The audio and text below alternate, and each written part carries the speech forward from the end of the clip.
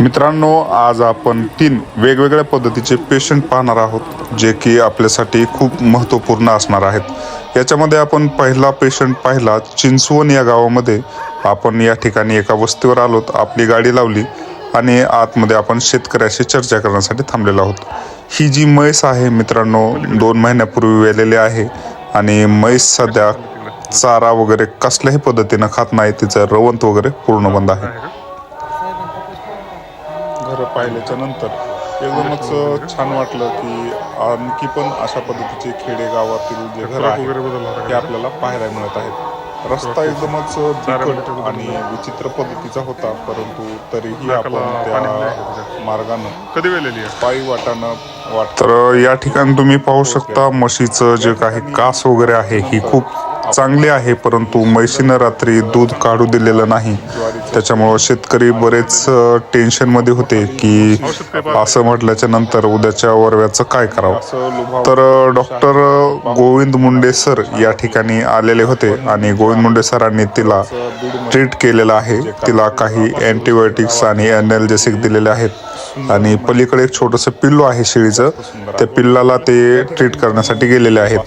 तर वापस येताना डॉक्टर साहेबांना आपण पाहिलं आणि कॅमेरा त्यांच्याकडे वळवलेला आहे, जेणेकरून आपल्याला समजेल की डॉक्टर साहेब काय करत आहेत. तर डॉक्टर साहेबांनी येता येता चिपळ घेतले एक 4 आणि त्यानंतर मित्रांनो ते थोडेसे लाजतच होते की व्हिडिओचं त्यांना नको वाटत होतं की व्हिडिओ असा कोणी आपला घेतला म्हणजे आपण प्रसिद्ध वगैरे होत, व्हायरल वगैरे होत. पण डॉक्टर साहेबांना सांगितलं आपलं काम बोलतंय, त्याच्यामुळं तुम्ही काही टेन्शन घेऊ नका. आणि म्हशीनं मित्रांनो त्या ठिकाणी खायला चालू केले.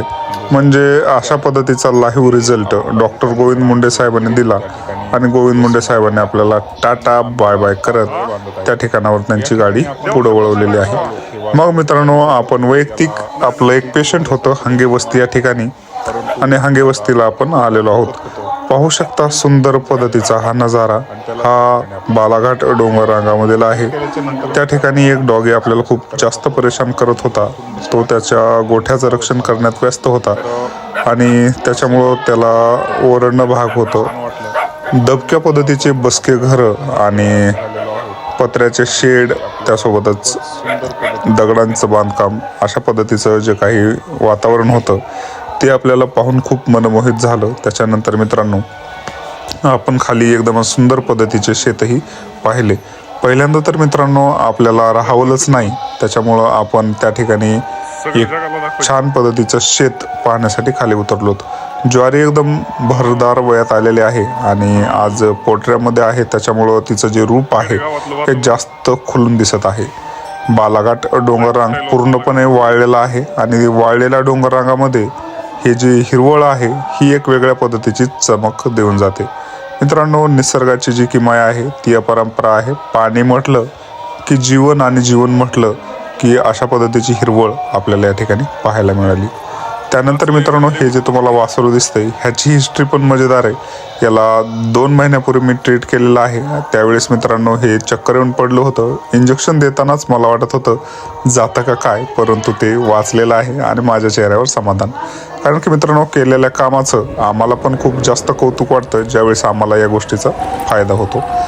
मग मित्रांनो आम्ही रस्ता तुडत आलोत मुंडे साहेबांच्या शेडवर आणि मुंडे साहेबांच्या शेडवर आपण एका शेळीला ट्रीट केलेलं आहे. ते त्या ठिकाणी बसलेले होते, एका डॉगीला खेळत होते आणि एक सुंदर जोड आपण पाहूनही खुश झालो. त्याच्यानंतर मित्रांनो आपण आलोत या ठिकाणी अंबाजोगाई येथे. डॉक्टर गायके सरांचा हा पेशंट आहे आणि तिला इंटरव्ह्यू ट्रेन करण्यासाठी डॉक्टर साहेबांना बोलावलेलं आहे. त्यानंतर दुसरा पेशंट डॉक्टर साहेबांनी पाहिला, तो म्हणजे बैलाला खुरकूत झालेलं होतं आणि त्याच्यानंतर मी आलो आमच्या घरी. हे माझे पप्पा आहेत आणि पप्पा आमचे जे कुंपण आहे ते बांधत होते. मग एक जाधव साहेबांचं पेशंट होतं आणि ते जाधव साहेबांनी ट्रीट केलं.